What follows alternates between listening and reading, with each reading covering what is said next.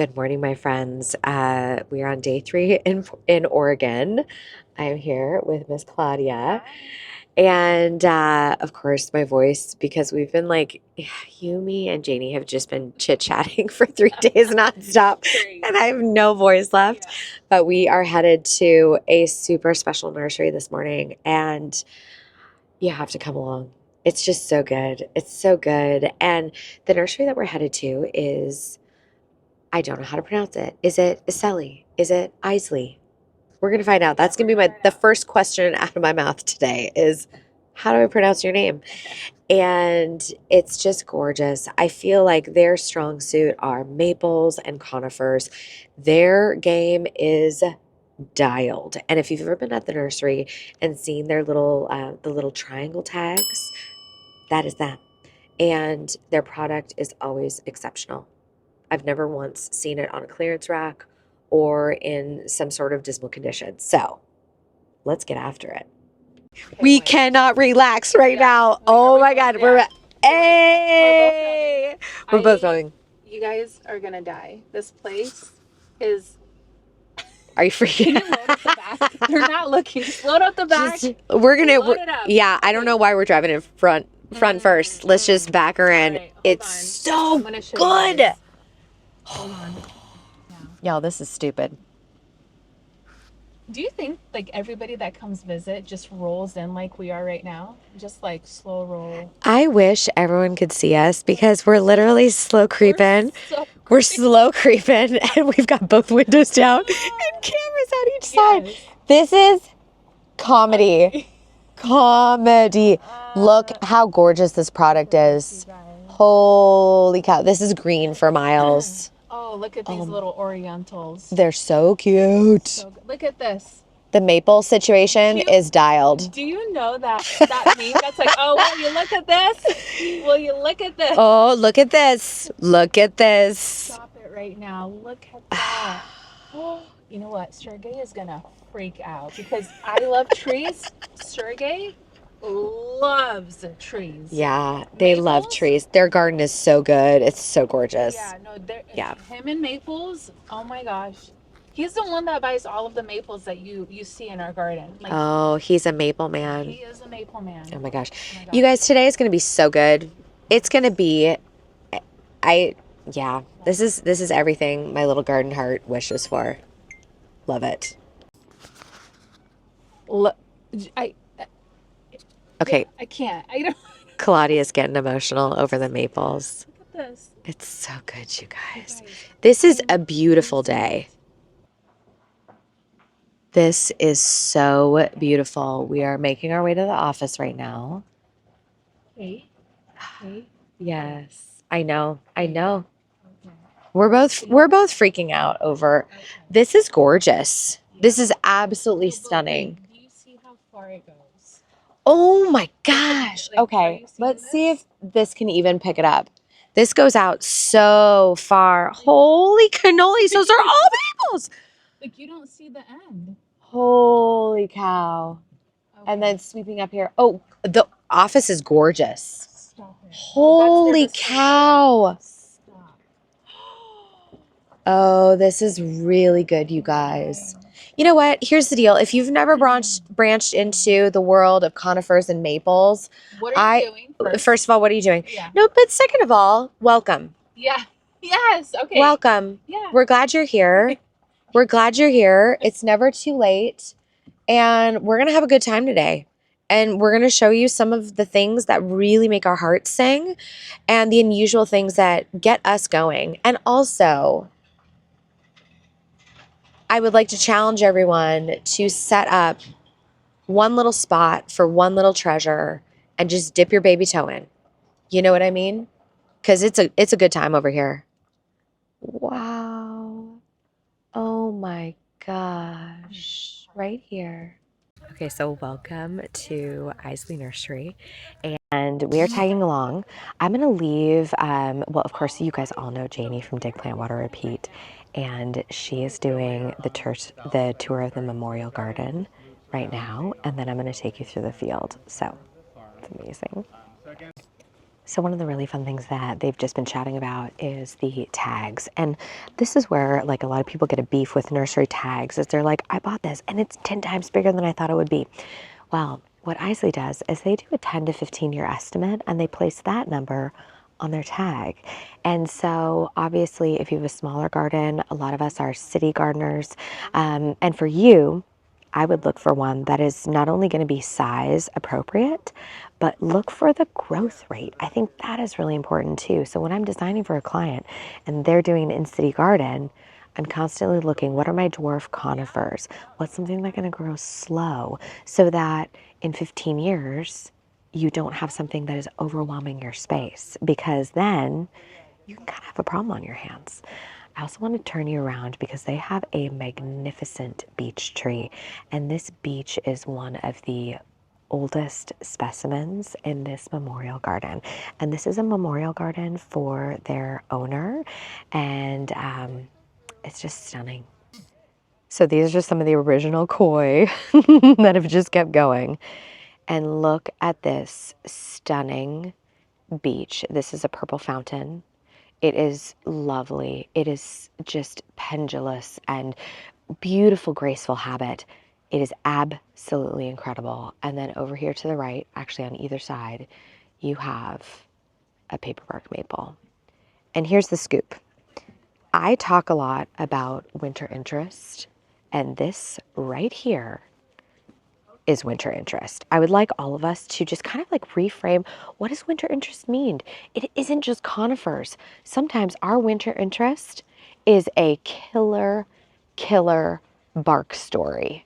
And the other cool thing about emphasizing your bark story in the middle of winter is the fact that it really massively changes the aesthetic of the garden. I mean, just look at this. This is phenomenal. And so literally this entire tour today, you can just sit back and take some notes because it is winter interest on top of winter interest, on top of structure, and just epic. Okay, so it's been really fun to kind of eavesdrop on the conversation. This is a mugo pine that, you know, a lot of these little tiny mounding ones are so fantastic. This one is called Pesto. I mean, is that not the cutest thing you have ever seen? And what I want to show you is I want to show you a couple of different things. Oh, by the way, these little cuties right here, this is a new ilex. So it's a dwarf, and it's kind of a response to sky pencil, and it doesn't splay out. It's incredibly slow growing. And then here's another one over here that I'm just kind of dying over.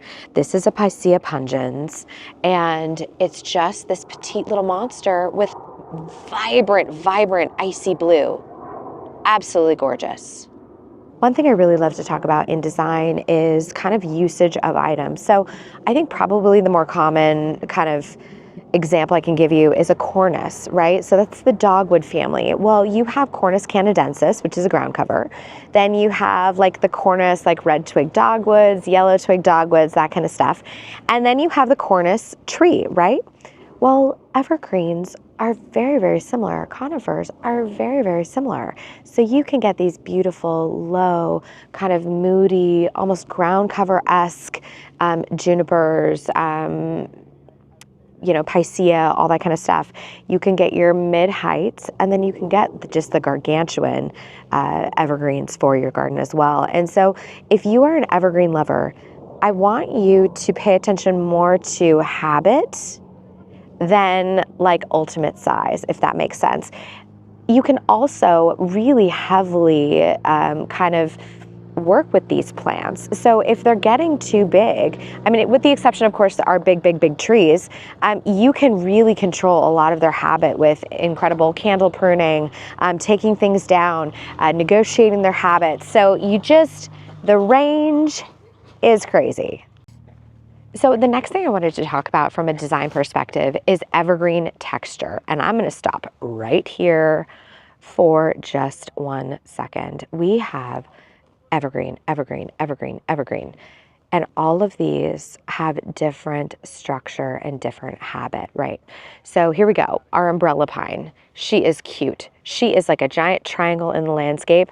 This one is a specimen that in a garden someday I want to have. I don't have the right spot for her, but she is lovely. Okay, then we have the big kahuna in the back. And even when you look at this, the overall shape is a triangle, but look at the shape of the actual individual branches and how the cones and everything else kind of cascade off of them. Very, very graceful. And then down in here, this little blue guy. This is our ground cover, right? He's low-lying. He's kind of like meandering his way through the landscape. Sensational. And then look at this guy. Oh my gosh, this is sensational. This is like the ultimate beautiful cousin it plant. I believe this is a suga. I believe this is a hemlock. And just look at this just pendulous weeping, the profile going all the way down. Like this is sculpture in the landscape. And if you have room for something like this, I mean, here's the deal. I'm already thinking like right here in this pocket, grasses, pops of color coming out the back. I mean, this is where you get a big static element like this, and then you just go bananas with texture and florals all the way around it. Stunning. Oh my gosh. This is phenomenal. Okay, I'm gonna have to find a tag for this guy. Look at this. All the way down. This is so lovely. It is so playful. Oh my gosh. Look at this.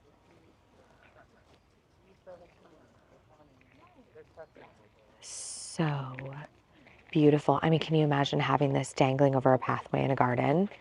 This is garden magic. This is garden magic right here. Oh, lovely.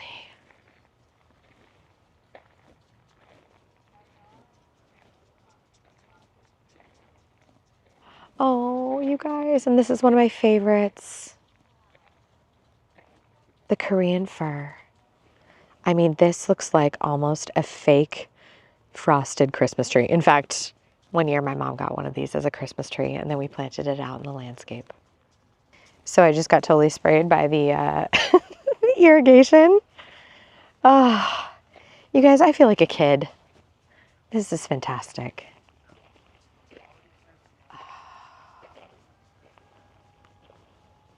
And look at all these cute little babies.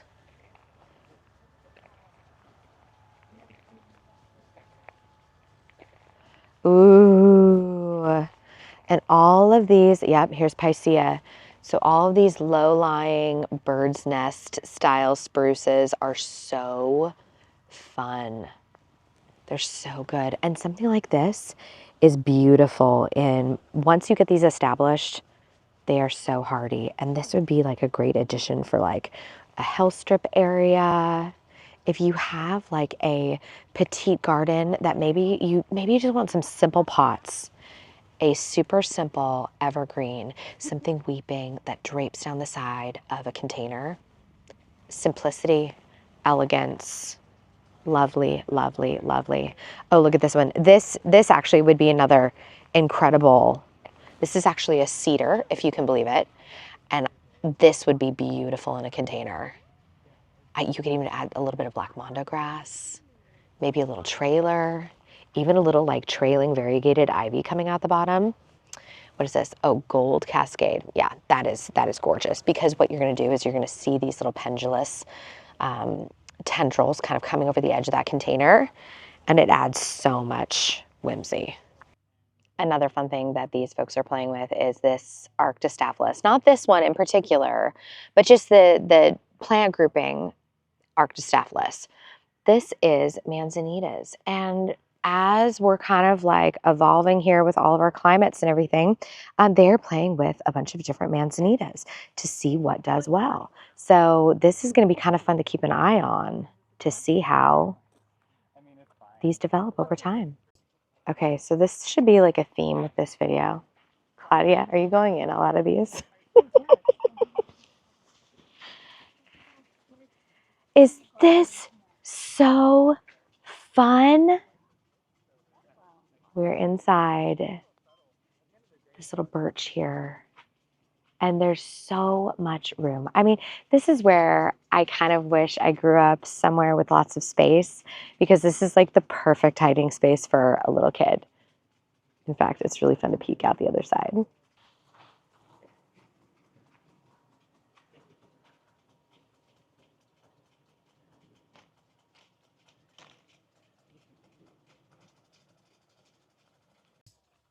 Okay, my friends, I need to give some airtime to these other things that are growing here. This is a Styrax japonica. And what does it say? Frosted emerald. Right down there on the tag. Look at this foliage. That is cray cray. That is crazy. And then look at this. It almost has like a more open form. Oh man, this thing is so gorgeous. Wow. Okay, I did not expect to see a Styrax here, but this is sensational. This would make a more shady part of your garden just glow. Absolutely glow. Gorgeous. Now, Iseli has several different varieties, kind of like groupings of plants. This is their Pacific Rim section over here. But check this out. True dwarf. Oh my gosh, I'm tripping over my words. But look at all of these smaller specimens in the foreground. That would be a stunning centerpiece in a garden. I'm really loving this guy right here with the blue star creeper. Claudia, did you see this? This little cutie with the blue star beneath it. Okay, what I'm thinking of, Claudia. Okay, you guys, we're just going to record this as I'm talking. Okay, so what is she? A polysticum. What? Okay, this is sensational. Absolutely sensational. Okay, this is like a blue star creeper. I'm thinking about this at the corner of your property where you have the scented geranium. How like delicate that would spill. Yeah, I mean, she'll run on you. It's like a ground cover. Yeah, I think this would be really stunning. And what I love is how bright the green is and how soft it is against an evergreen. So this would be really cute at the corner of your property. Sorry, momentarily adopted, momentarily interrupted by design session. Okay, so I always wonder how people treat their utilitarian spaces. And here's the scoop. I love this. I'm going to try to go from an angle here. Horseshoe above the door, although I would have turned it up. Someone's little baby shovel right there. And this gorgeous lion's head. I mean, this is just proof positive that even just a few little touches magically turn any kind of utilitarian space into something just lovely.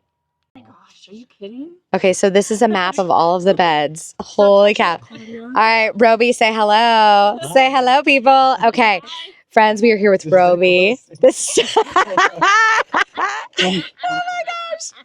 Okay, you guys, this is like the best girls trip of all time. Here with Janie and Claudia and Roby. We're not getting out of this. The doors haven't been open. This is the best. And Roby over here is the master. He's an incredible photographer. If you look at any of the photography on the labels, it's this bad right over here. This is the man. So he's going to take us out into the fields.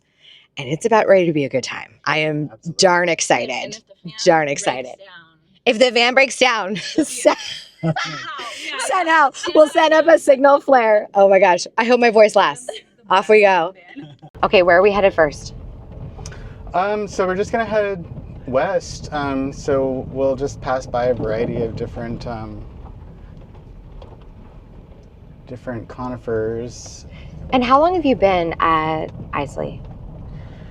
Right, so I've been here for just over 2 years now. Oh, that's it. That is it. Okay, my neurodiversity is like whipcords, standardized. Like, I'm just like freaking out over all the plants in the background. Oh, okay. Yes, Oh, yeah, sorry. yeah, I'm yeah. like, oh my gosh. So just over 2 years. And before that, you were at Portland Nursery, right? Yeah, so I've been kind of in the garden industry for a lot of my life. I did my undergrad at the University of Oregon, and then I did my master's at University of Arizona in landscape architecture. Oh, really? Yeah. Did you ever practice? I didn't. Oh, I graduated during the Great Recession. Oh, isn't that a treat? So yeah, it was like, yeah. But like in 2008, you know, nobody was like, we didn't have money to burn. Yeah, you know, that was definitely not a huge job market. So yeah. I went back to Oregon eventually and started getting into photography and social media, and eventually, I think with my plant knowledge and design background and all of the things I was interested in, marketing ultimately found its way into my life, and a position opened up here. I had worked at Portland Nursery for 8 years, doing a variety of different things, and I did a couple tours here and got inspired when a job opened up. I took advantage of that opportunity, and it's been a wonderful experience. I find it so fun, by the way. Here, I'm gonna, oh, my window doesn't work. My window doesn't work. This is incredible. Sorry, this is the van life here. The van life, baby. This is all new. This has been within the last year. So this started last summer. Okay. This section. Okay. This was all berry fields. Wow. So your nursery is continually expanding. It is. So we have more plants than room to grow them because they keep expanding and spacing out.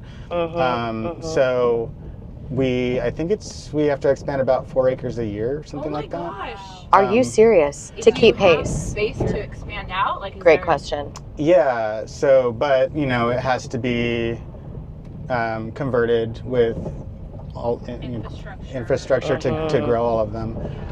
So if you're running out of space, you can drop some things off at my Uh-huh. house and I'll take them off your hand. That sounds like a great opportunity.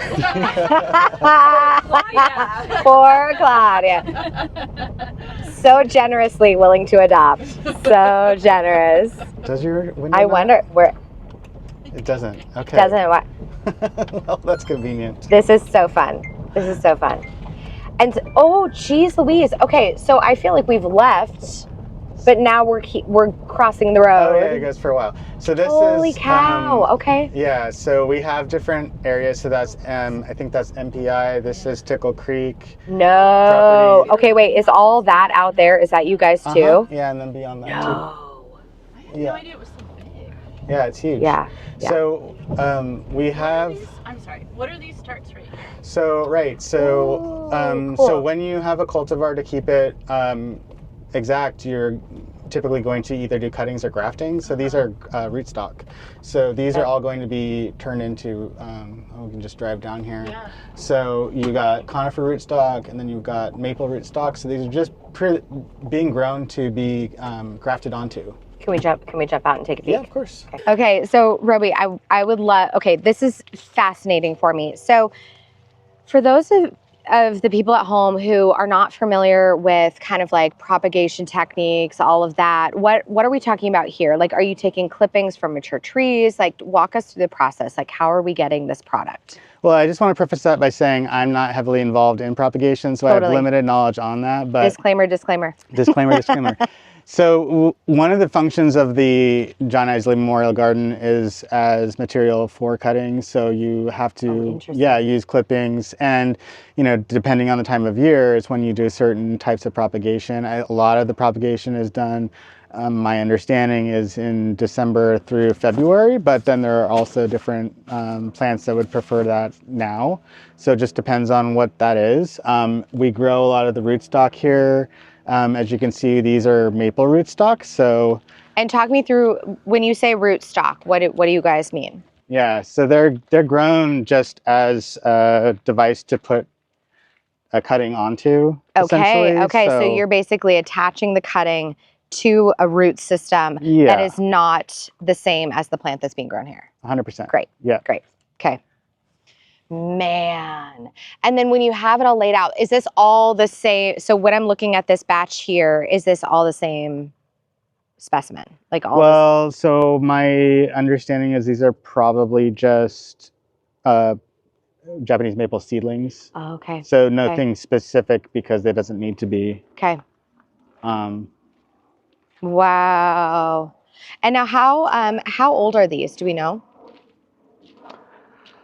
I'd say Maybe a year or two? We don't know. that would be my guess. Yeah. Man.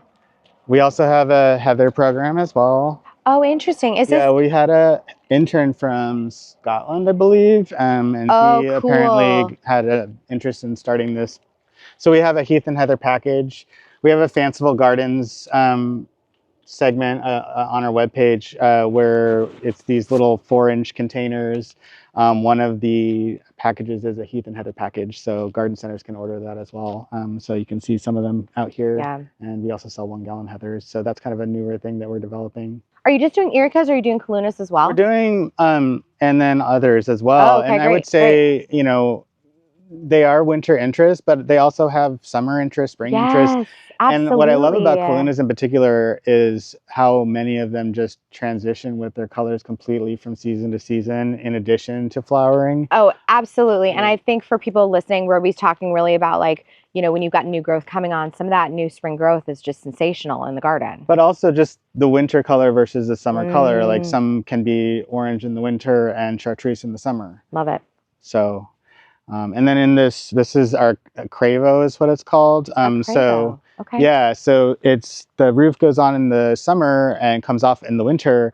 And a lot of these maples are perhaps more sun sensitive, so lighter colored maples. Wow.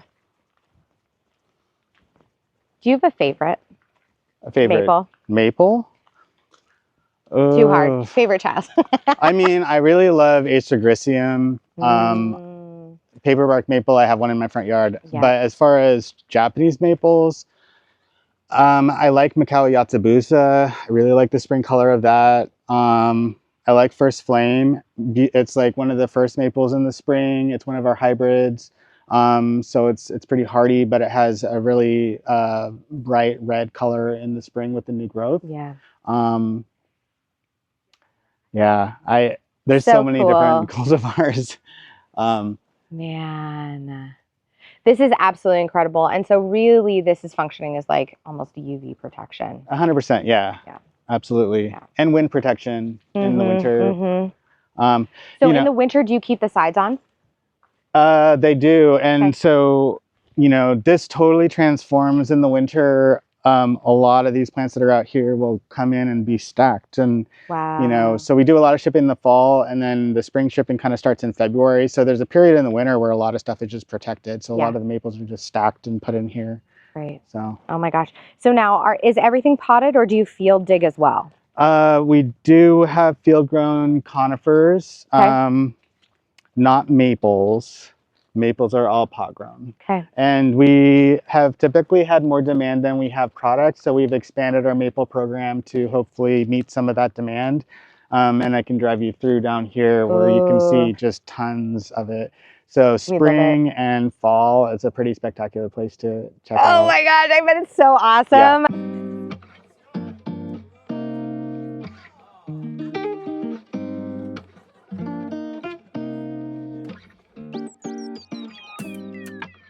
So this is our future crop. This was all grafted this past year. Wow. So all the way down and over there as well. It is so cool. It looks like a rainbow. That's so fun. And how long until these are in market? Well, it just depends. I mean, so if we're selling them as 1 gallons, 3 gallons, 6 gallons, etc., all the way up to the larger box sizes, it just depends on how long they're going to be here. This is the one thing I really love about your nursery is I find so much of your product, not just the big, glorious kind of like boxed maples, but your 1 gallons. And I find them in the most fun little tiny garden centers, and it's such a treat. Yeah, so I can tell you I just finished creating 2 posters that we're having printed right now about the timeline that it takes from getting to the 4-inch pot up to the 24-inch box, which is going to be in the range of 10 to 12 years. It's huge. It's huge. So when Yeah. people, you know, when you're going to a landscape designer, when you're going to your nursery retailer and you're dropping several hundred on a specimen, this is why. This is Right. care, it's cultivation, it's kind of like all of the research and the development. So you're not just buying Absolutely. a plant. You know, and during its lifetime, I mean, we have crews out here pruning and staking and transferring to new pots and spacing them out and putting them away for the winter. I mean, it's a very, every single plant here has been touched many times by a person. So, Is this what you mean by stacking in the winter? yeah, Okay. well, and so all of these are going to be gone in the winter into greenhouses, and then they will move back out. So these are all hand dug. Yeah. You don't use any machines in The digging crews, yeah, they dig them all by hand dig them and then tie the burlap on them by, yeah. So this is super fun for me because I see, like, I wait in the fall for my hand dig product to come in. Uh-huh.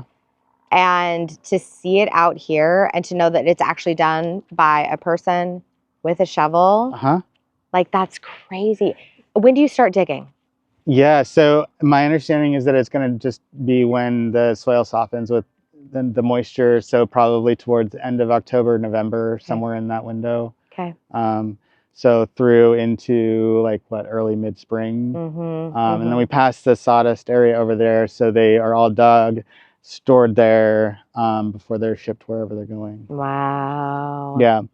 So this is so incredible. You know, and you can see like this is very, like they just take a long time to grow to where they need to go.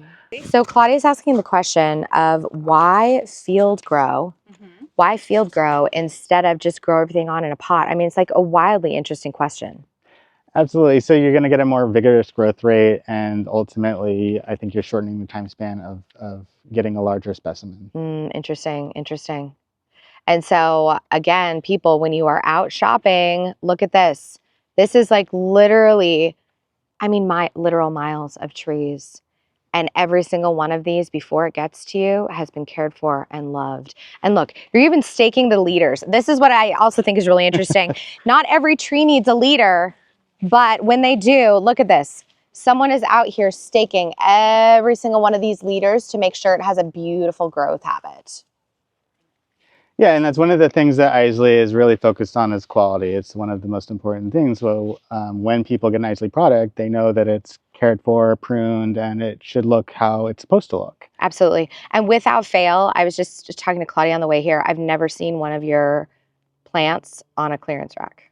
And I check the clearance rack. I check it all the time. Okay. So Willemia nobilis is a plant from Australia, and no one grows it here. And so people are always like, collectors want it. Yeah. But we just don't really have any availability. But can you show us? Yeah, I'll show it to you. Oh. We got some madrone. We got manzanita.